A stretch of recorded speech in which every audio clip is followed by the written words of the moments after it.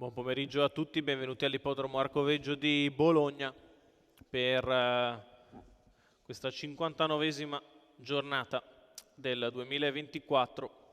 Convegno domenicale che si apre con una prova per i gentleman, i salchi a cavalli di 5 e 6 anni.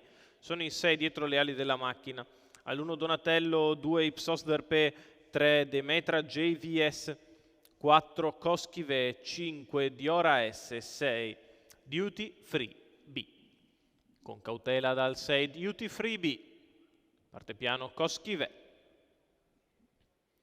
Sono partiti con la velocità da parte di Demetra JVS che prova a scavalcare quelli all'interno. È veloce di dentro però Ipsos Derpé che scende alla corda, galoppa Donatello.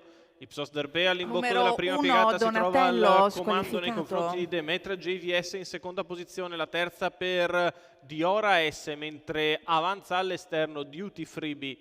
15-2 per il lancio da parte di Ipsos Derpé che ha preso la testa e ora guida nei confronti di Demetra JVS. Allo scoperto Duty Free B risale. Si porta ora in scia Diora S che abbandona la terza posizione in corda per andare in seconda pariglia. Guadagna così una posizione di dentro Coschive. 31-3 per i primi 400 metri di corsa sulla piegata di sinistra.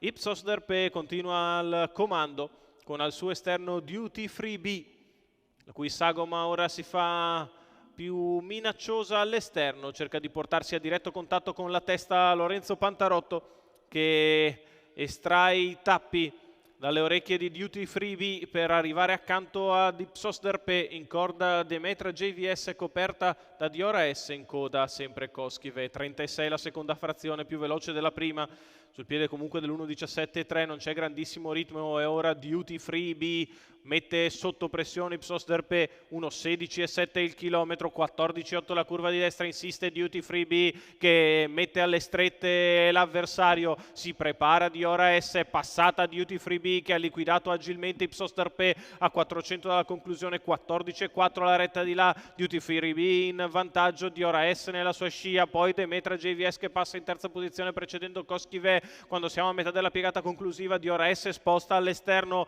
di Duty Free B, prova a dare il parziale, Duty Free in vantaggio, Dior che attacca, si difende Duty Free B, insiste Diora S all'esterno, galoppa Duty Free B e via libera per Dior AS che vince come vuole. Al secondo posto finisce forte Coschive, al terzo Demetra JVS. 29-7 ad arrivare.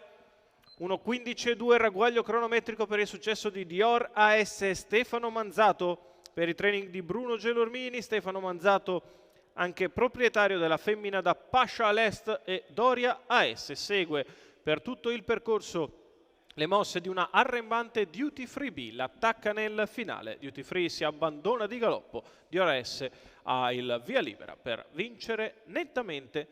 Eccola qui nelle immagini della nostra regia, il successo di Dior AS, Stefano Manzato.